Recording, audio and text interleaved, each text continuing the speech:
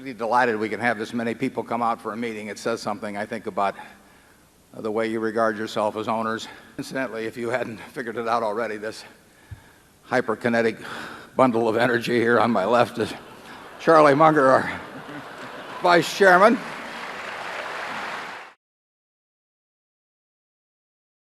Obviously, the Internet is going to have an important impact on retailing. It will have a huge impact on some forms of retailing, change them and maybe revolutionize them.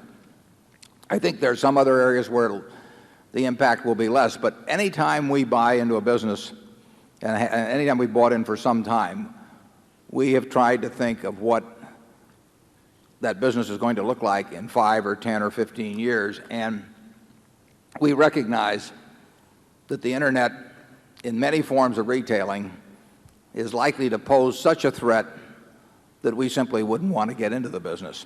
I know you like to buy into success stories, but you don't like to buy high tech.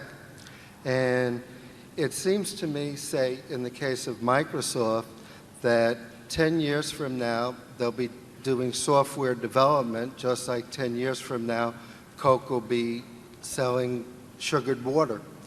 And what I'm wondering is why you feel that way when it seems certain companies, high-tech companies, are predictable. If I had to bet on anybody, I'd certainly bet on Microsoft, bet heavily if I had to bet, but I don't have to bet. And I don't see that world as clearly as I see the soft drink world. I know I don't have that kind of knowledge, and I simply think, and I do think that that if you have a general knowledge of business over decades, that you would regard the industry they're in as less predictable than the soft drink industry. Now, it may also be that even though it's less predictable, that there's a whole lot more money to be made, so that if you're right, that the payoff is much larger. But we are perfectly willing to trade away a big payoff for a certain payoff. We started in Alaska, and we were going down these canyons in a boat, and the captain saying, now, let's go over there and look at the sea lions. And I say, let's stay right where we are, where we've got a satellite channel, because I was trying to talk on the phone all the time. Charlie was in Hawaii, and we never did get a chance to talk during that whole period. I didn't want to bother him with a little thing like a bid for $100 billion plus of securities, and I couldn't find him. So we were in an awkward place to pursue that. I think it's possible that if I'd been in New York, or Charlie had been in New York during that period, that our bid might have been accepted. Mr. Buffett, will you groom a younger man or woman as your heir apparent? We have today the people to take over Berkshire. There's no problem about that at all. They have been named in letters that the directors have, and they are in place. Our death or incapacity, the timing of it will determine exactly who will be the current person in that letter. But we have those people in place. They don't need to be groomed from this point forward. They exist. They're ready. They'd be ready to run Berkshire tomorrow morning.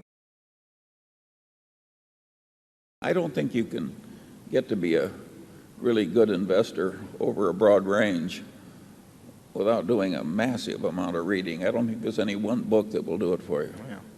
You might think about picking out 5 or 10 companies where you feel quite familiar with their products, maybe, but not necessarily so familiar with their financials and all of that. Just sort of immerse yourself as if you were either going to work for the company, or they'd hired you as the CEO, or you were going to buy the whole business. And you say, why did this happen?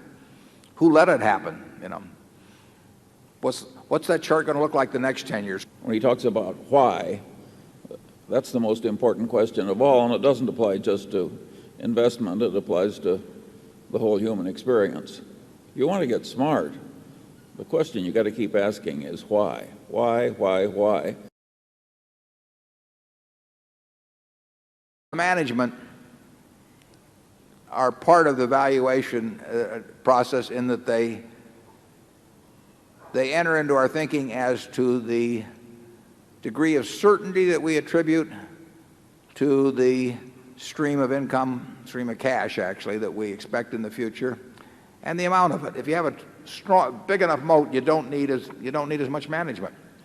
You know, it gets back to Peter Lynch's remark that he likes to buy a business that's so good that an idiot can run it because sooner or later one will. Well, I mean, he was saying the same thing. I mean, he was saying that what he really likes is a business with a terrific moat where nothing can happen to the moat. And there aren't very many businesses like that. Important thing, even in your work, I mean, is to an extreme extent, it seems to me, is who you do it with. I mean, you can have, if you're going to spend 8 hours a day working, the most important thing isn't how much money you make. It's how you feel during those 8 hours in terms of the people you're interacting with and how interesting what you're doing is and all of that. Well, you know, I consider myself incredibly lucky in that respect. I can't think of anything I'd rather do, and I can't think of any group of people I'd rather do it with. And if you asked me to trade away a very significant percentage of my net worth, either for some extra years or being able to do during those years what I want to do,